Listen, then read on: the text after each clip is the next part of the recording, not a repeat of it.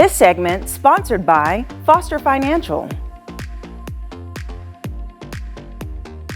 Welcome to Money Monday, where we give you holistic financial advice from Foster Financial. And joining me today is their Vice President, Caleb Doane. Good morning. Good morning. How's it going? It's going well. How are you? Good. Okay, so we're going to talk about something today that everyone cares about, which is making money, generating that income, and really how that impacts your investments. Okay, so let's talk. What is your first tip for us? Yeah, so I mean, I'd say when people retire, one of the biggest things that they're concerned about is generating income in retirement. Of course, that's probably the biggest thing that you give up when you retire is that consistent paycheck every other Friday. Yeah. And so Social Security can replace a portion of that. Oftentimes, maybe people have like a small pension or something like that too, but generally that's not enough for people to live off of. Okay. And so that's where the investments come in, and we can use those to generate income. And of course, the conversation over the past year or two has been, what's going to happen to interest rates? People are talking about interest rates went up like crazy.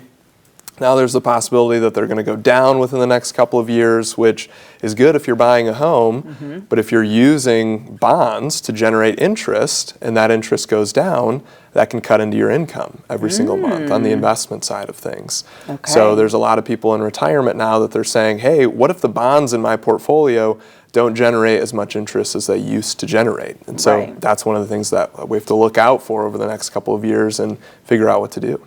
Okay, so this technique really works for people who have already decided to invest over their career, right? Yeah. Okay, Yeah. not so much taking your Social Security money or your pension money and now putting that in investment to generate more income. This is like funds that you have, what to do with it. It's been sitting there all this time. Now you have to decide how to best allocate it. And so what is your advice for that? Yeah, so there's a couple options to generate income. Of course, we can still have a portion of people's retirement accounts invested in bonds to generate interest. Okay. One of the things we can do is even lock in that interest rate now for the rest of your retirement.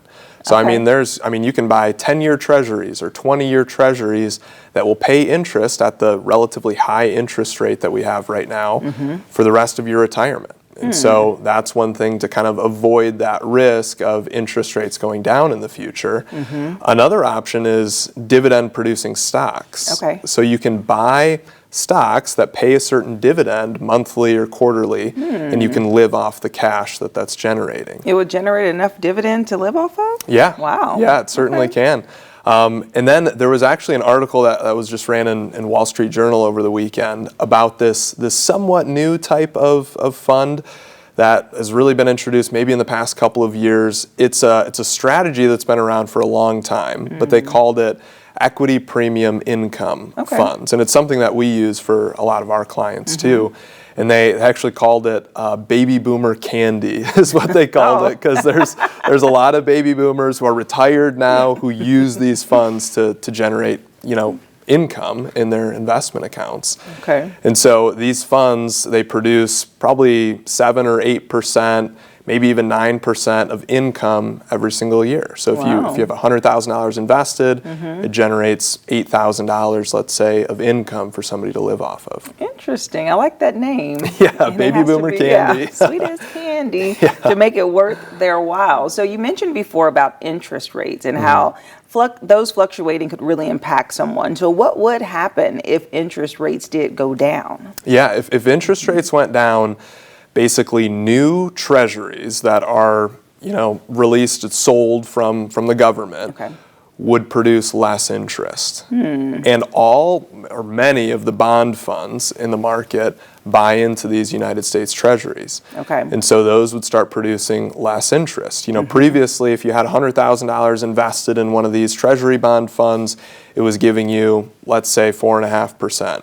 If interest rates drop, maybe it's only giving you 3%. And so your income just went from $4,000 a year on that fund down to $3,000 a year, or whatever it is on that fund.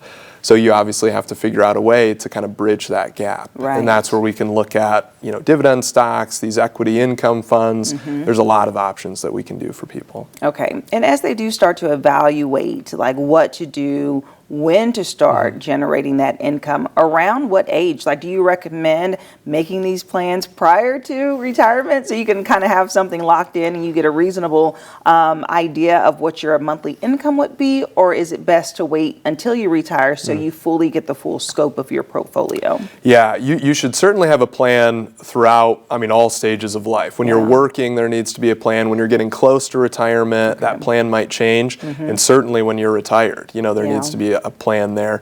But it needs to be dynamic, right? And so that's where having a financial advisor can help with that, because your plan needs to change over the course of retirement. Right. While you're working, you're focused on growth. When you're getting closer to retirement, maybe you need to be a little bit more conservative. And in retirement, a lot of times you need to generate that income. And so that comes with a lot of changes across the portfolio. And that's where a financial advisor who's a fiduciary can really help with that. All right, and that someone is you. So thank you so much for your advice today. Yeah, thank you. And if you'd like more information about Foster Financial, they actually offer complimentary consultations. So we'll have their phone number listed below, and I'll see you after the break. This segment sponsored by Foster Financial.